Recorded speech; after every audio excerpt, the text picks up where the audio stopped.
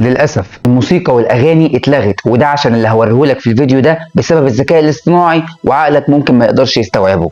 دلوقتي الذكاء الاصطناعي يقدر يعمل حاجة انت ممكن ما تتخيلهاش، وهوريها لك في الفيديو ده، وانت نفسك اللي هتحكم عليها وتقول لي اذا كان ده حقيقي ولا ممكن يكون خيال. الذكاء الاصطناعي النهارده يقدر يعمل اي اغنية انت ممكن تتخيلها في خيالك، من ناحية كل حاجة في مراحل الاغنية، من بداية كتابة الكلمات لحد ما الاغنية تخرج والناس تسمعها. يعني الاغنية اللي هتشوفوها دلوقتي هي معمولة بشكل كامل من الاي اي، من اول كتابة كلماتها لحد التلحين اللي بعد كده، وبعد الالحان اللي اتعمل لها توزيع كامل بكل الالات الموسيقية اللي موجودة جواها، وبعد كده دخلت الاستوديو واتعمل لها ميكساج وماستر، واتسجلت الاغنية نفسها من مغني موجود وبيغنيها، وطلعت لنا بالصوت ده في الاخر، وجبنا اي فيديو وركبناه عليها. وكل الكلام ده في دقايق قليلة جدا، بدل ما كانت بتقعد شهور وبيتصرف عليها فلوس كتير جدا. ودي كانت نتيجة الاغنية اللي عملها الاي اي في دقايق.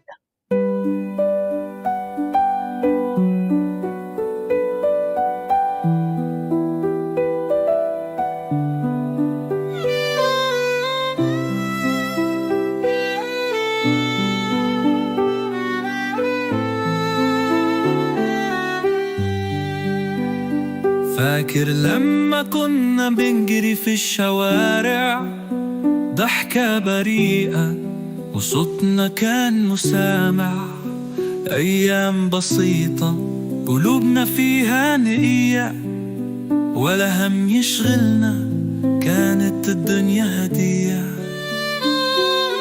كل ركن في طريقنا ليه حكاية، وأغاني عشناها في كل بداية، صوت الضحك حوالينا بيطمنا، وأمان زماننا اللي مش بننسى. يا حناني رجعني للحظة، شوفني طفل في عين الزمن لسه، ريحة تراب الشارع بتندع، وحكايات الماضي دايما بتشدنا. يا ذكريات انتوا الأمان، صرتوا حياتنا في ألوان، مهما عدت سنين جوايا صوت.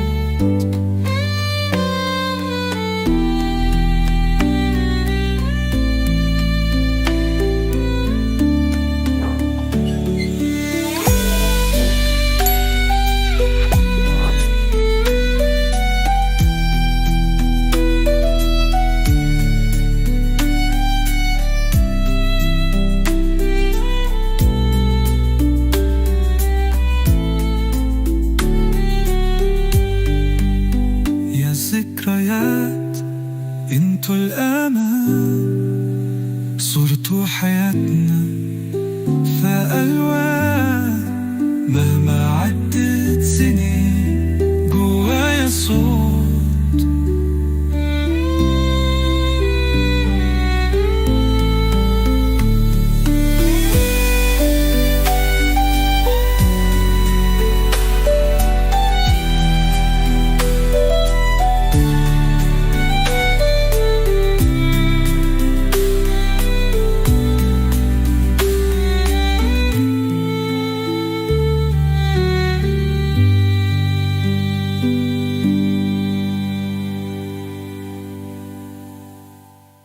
طبعا لما نكون وصلنا للمرحله دي في انتاج الاغاني، ولما يكون اي اي يقدر ان هو يعمل اغنيه بكل التفاصيل دي وبالجوده دي في الوقت ده، يبقى احنا واصلين لمرحله متقدمه جدا، وعملنا نقله كبيره جدا في عالم صناعه الاغاني او الموسيقى. يعني من هنا ورايح مش هعرف استخدمك تاني غير وانا بلعب مع نفسي.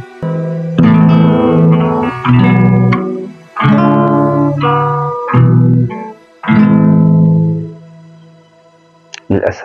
انا عادل مجدي، شير كتير جدا للفيديو ده عشان نعرف احنا رايحين على فين في كل حاجه هيخش فيها الذكاء الاصطناعي، وهيعرف يساعدنا بجد، ولا زي ما بعض الناس بتقول انها هتقعد في البيت بسببه. بس الحقيقي انك طول ما انت بتطور من نفسك مستحيل تقعد في البيت، بل بالعكس ده هيساعدك في كل حاجه في شغلك، ولازم تبقى انت دايما المتحكم. وطبعا مستني رايك، هل الحاجات اللي بتتعمل بالايد البشريه بتبقى افضل، ولا الحاجات اللي بتتعمل بالذكاء الاصطناعي بتبقى احلى وفيها جوده اكتر؟ انا من وجهه نظري الشخصيه ان برضو مهما كان مش هعرف استغنى عن المغنيين او الموسيقى اللي انا بحبها، وعلى راسهم طبعا الفنان اللي بحب اسمعه جدا تامر حسني. الراجل ده انا بحبه جدا مش عارف ليه. سلام.